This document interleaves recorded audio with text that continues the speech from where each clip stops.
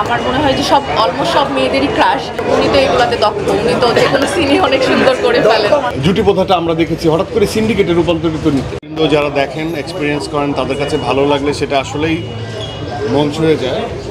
আর আমার কাছে মনে হয় যে গুড কম্পিটিশন শুড বি দেয়ার।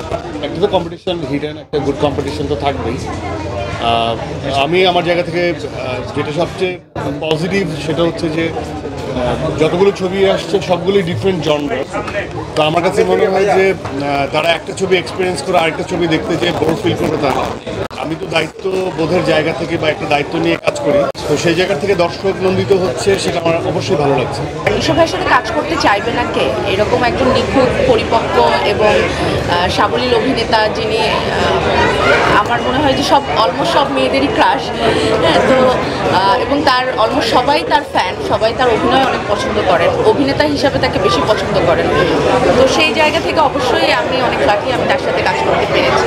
আমি নিজেকে অভিনয়ের মানুষ অ্যাজ এ পারফর্মার বা অভিনেতা হিসেবে এস্টাবলিশ করতে চাই। আমি যখন থেকে আমার ধ্যানে জ্ঞানে মনে অভিনয় জিনিসটা ঢুকেছে তখন থেকেই আমার চেষ্টা যে গ্র্যাজুয়ালি আমি ভালো করব, সেটা যে পর্দায় হোক না কেন। ঈশো ভাই যখন চেয়েছেন যে উনি ফিল্মে আসতে চান তখনই উনি এসছেন। এর আগে আসলে কেউ তাকে আনতে পারেনি, চেষ্টা তো কম হয়নি কিন্তু আনতে পারেনি। এরপরেও সেম জিনিস হয়েছে, সুরঙ্গর পরে উনি যখনই মনে করেছেন উনি আরেকটা ফিল্ম নিয়ে আসবেন, ওনার পছন্দের গল্প নিয়ে আসবেন, তখনই উনি এসছেন। গ্র্যাজুয়ালি আমার পছন্দ মতো আচ্ছা সুরঙ্গ দাগি একটা অনবদ্য একটা গল্পের ছবি, সেটা আমার কাছে এসেছে। আমি যদি ভালো গল্পের কাজ না পেতাম তাহলে হয়তো বা আরও লেট হতো আমার আসতে, আরও ওয়েট করতাম। আদারওয়াইজ গুড স্ক্রিপ্ট হলে ওটিটি বা নাটকে আমাকে দেখা যেত। কেমিস্ট্রির যে বিষয়টা, অনস্ক্রিন কেমিস্ট্রি পুরোটাই আসলে ডিরেক্টর কল, সে যেভাবে চেয়েছেন।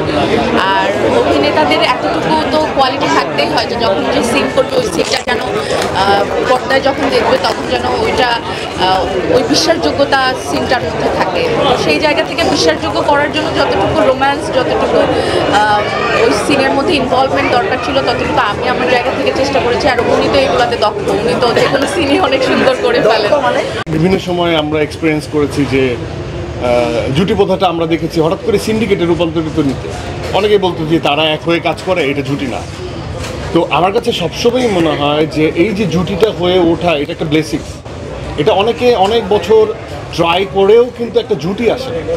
হ্যাঁ, আমার কাছে এটা সবসময় মনে হয় ব্লেসিংস যে দুজন মানুষ একসাথে পারফর্ম করছে, সেটাকে অডিয়েন্স একদম গ্রহণ করে নিল, এটা একটা ব্লেসিংস। যেই স্বপ্নটা থাকে, বিউটিফুল একটা ড্রিম নিয়ে আগায় একটা ফিল্ম মেকার তার ফিল্মের জন্য, দিন শেষে অনেক প্রোডাকশান, তারপরে এডিটিং, অনেক কিছুর পরে পর্দায় আসে। সেই স্বপ্নটার একটা রূপ সে দেখতে পায় এবং সেটা তখন আমরা প্রত্যেকেই খুশি মানুষের চোখে মুখে যে কেমন হলো, কেমন কীভাবে নিচ্ছে মানুষ। টিমে যারা ছিলেন সবাই শিহাব ভাই খুব যত্ন নিয়ে সে কাজটা করেছেন এবং আমরা যারা ছিলাম আমরাও চেষ্টা করেছি আমাদের জায়গা থেকে। এবং এই পরিশ্রমের ফলই হয়তো দাগি সবাই খুব পছন্দ করছে। বাট এই ছবিটা হিট যেতেই হবে এটা মাথায় নিয়ে তো আর কাজ করা হয় না। এই ছবিটা দর্শকের ভালো লাগতেই হবে এটা মাথায় নিয়ে আসলে কাজ করা হয়। তো সেই জায়গা থেকে দর্শকের ভালো লাগছে, আমার মনে হয় এটাই আমাদের প্রাপ্তি। যারা শুভাকাঙ্ক্ষী তারা যখন বলে যে এই কনসিস্টেন্সি পাওয়া গেছে, যে না এটাকে দেখেই মনেই হয়েছে যে তুমি এটা ধারণ করছো বা জার্নিটা কনসিস্টেন্ট ছিল, তো সেটা আমার কাছে অনেক বেশি ভাবায়। কারণ গুড ক্রিটিক আমি খুব বেশি পছন্দ করি, কারণ এটা আমাকে শুধরে দেয়।